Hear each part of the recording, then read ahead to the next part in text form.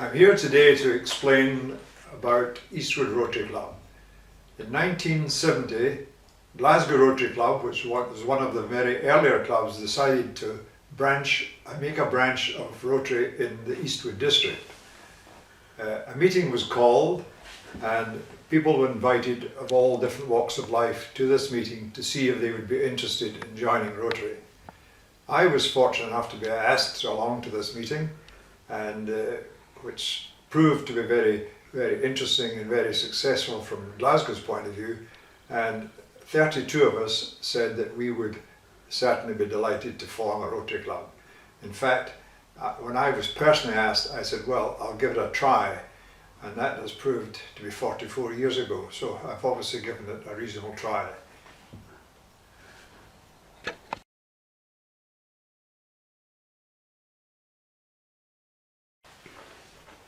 As I've already mentioned, 32 people decided to become members of Eastwood Rotary Club, and a president was elected and various other officials to carry on the job of Rotary. We had just about every walk of life in the 32 members, including doctors, dentists, ministers, priests, bankers, farmers, butchers, you name it. There was a good variety of jobs and experience within the area. Rotary was formed basically to help those who were less fortunate than themselves, and we decided to have a committee to look into the Eastwood district area to see where we could do most good.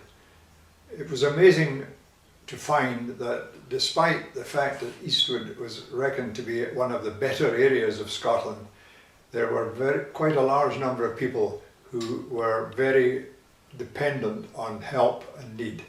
And it was therefore we decided to start looking at the different charities and supports that we could give to the local community. Not only the local community, but we also decided that there were certain charities which would deserve our support as well in the Glasgow area. And we decided to do this, we have to find some method of raising quite a considerable amount of money. And this was done by organising a boxing night in Glasgow, and the tables were tables of 10 and £400, which at that time was a large sum of money. But this enabled us, and particularly on the first occasion, to raise £17,500, the majority of which was donated to the Hansel village down in Ayrshire, which looked after disabled and severely disabled children.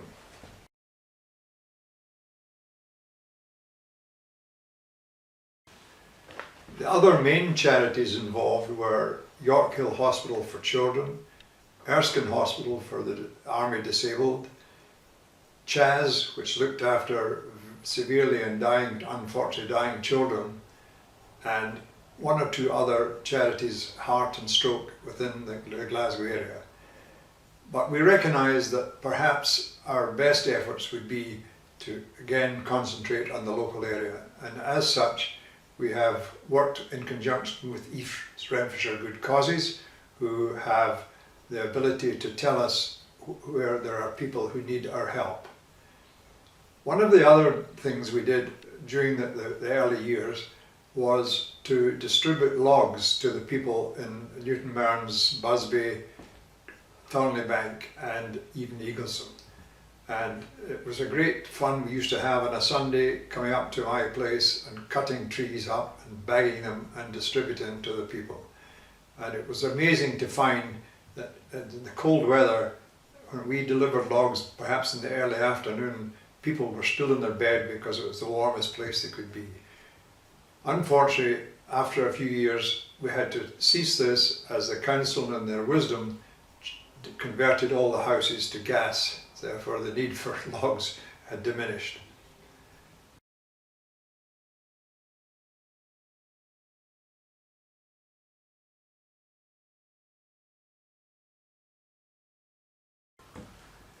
Another aspect of Rotary was that the Rotary clubs within the Glasgow area were asked if they would carry children to school in Alexander Parade.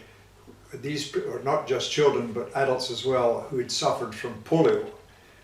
In 1952, Glasgow had a large epidemic of polio, and as such, the people who had come down with this were formed into a club called the Glasgow Polio Association, and they met every Tuesday night at Alexander Parade. We took turns to deliver 3 ladies to this organisation, and because of where I stayed, I decided on one occasion to just remain there instead of driving home and coming back, and before I knew it, I discovered I was now the chairman of the Glasgow Polio Association. I carried on this duty for 10 years, and it was one of the most rewarding experiences of my life. These people, despite their disabilities, did not ask for help and worked hard and studiously worked to raise money on their own behalf. And during that time, when I was there, it was decided that the Glasgow first marathon would be run in 1983. I was talked into running for this, and as such raised over £1,200 for the Glasgow Polio Association. And despite my aging age, I completed the course in 3 hours 56 minutes. Not to be repeated, I can assure you, as the last few miles were only finished because of the enthusiastic crowd cheering me on.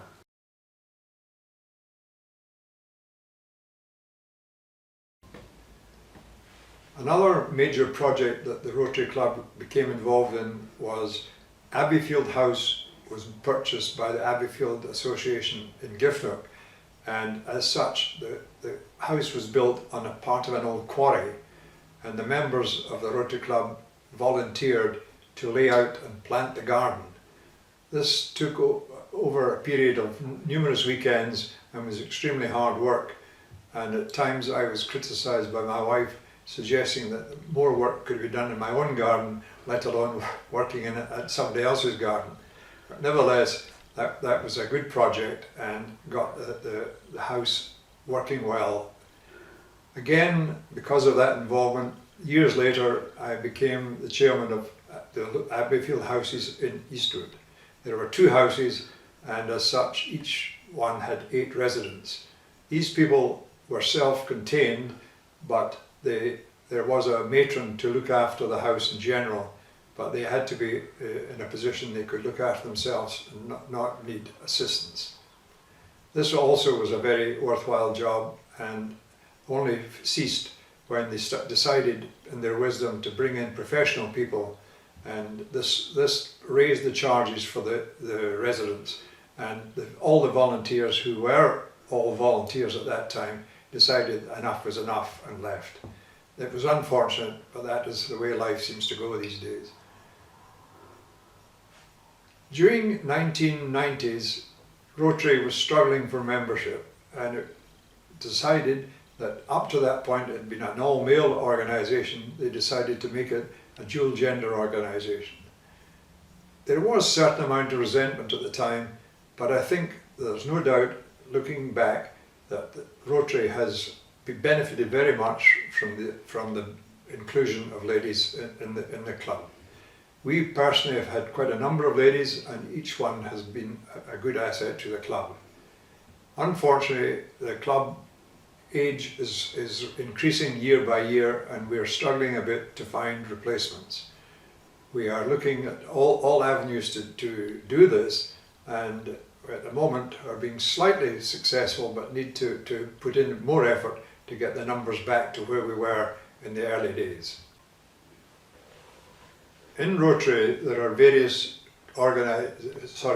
charities and committees, I should say, not charities, various committees, and as such I was made chairman of the Charities Committee very early on and have retained that job ever since. It used to be quite easy to get people to volunteer for the various things, including our golf days and other activities we ran where money was raised to help those in need. The golf day was very successful and held every year at White Craigs Golf Club. Initially we used professionals, but this became too expensive, so we decided to call it an am, where it was only amateur golfers played. And we continued in this vein and still do, although because of today's climate it's not becoming so easy to get club or teams to join in our day. And we're very grateful to White Craigs Golf Club for this, as they give us the facilities free of charge.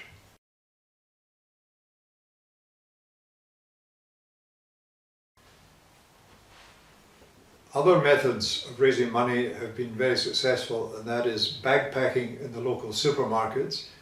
This requires some expertise in knowing which articles to put in the bottom of the bag and which articles to put in the top. As one lady was not too pleased when she opened her bag to discover her loaf, which was at the bottom of the bag, was a bit thinner than it had been when it started off. It would appear from what I've already said that Rotary is a serious organisation. Far be it from that. We've had many enjoyable evenings at the theatre, golf outings.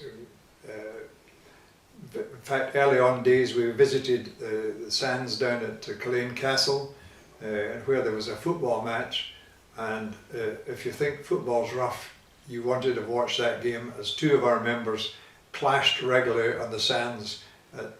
Two 19-year-old stone people can make quite a noise when they're clashed together. But there have been very many happy days, and we hope that will continue in the future. As I say, the ladies have been members of the club now for a number of years and have proved very successful.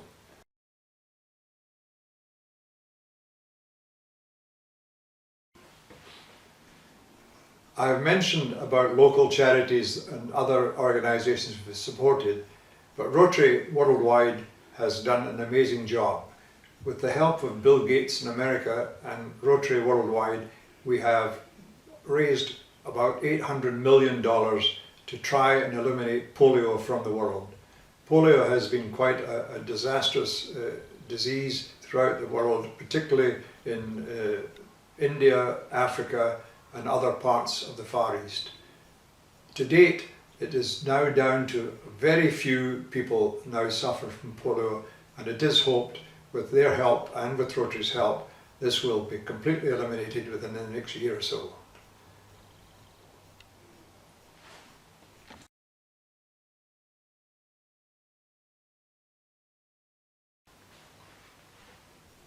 To really sum up what I've already said about Rotary, the need now is for people who are still working and of a younger age group, as the age in Rotary from beginning to now has increased considerably, and most clubs struggling to find people in their 30s and 40s who will have the time and that to join Rotary.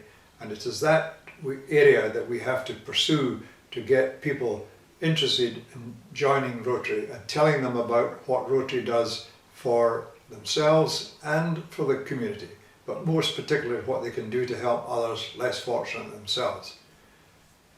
How we go about this is not easy. We have tried many different methods of advertising by putting in placards in the local authorities and libraries and various other places, and therefore we have to think of personal contact. I think, personally speaking, I feel personal contact is going to be the best method of getting new members in, and it is important for the success and the continuation of Rotary that we bring in as many young people as we can and as quickly as possible, because the numbers worldwide have declined, not dramatically, but nevertheless the age profile is very much higher than it was when Rotary was first formed.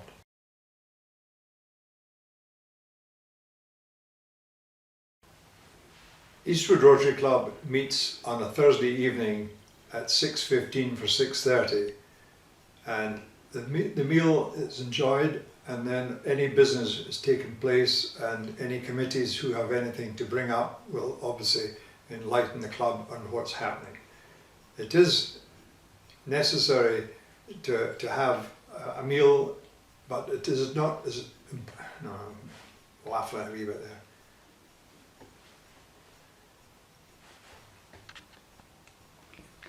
You can carry on. Right. As I say, we meet every Thursday evening. It is not necessary to have 100% attendance, but it is important to attend as often as you can. Although, if once you become a Rotarian, you have the ability to join into any other club whenever they meet, because you're very welcome as a Rotarian to come and join in their fellowship. So therefore, the obligation to be a Rotarian is not life-threatening, but it is important to put in as much effort as you can to keep the continuity of what's happening within the club to a success of the community.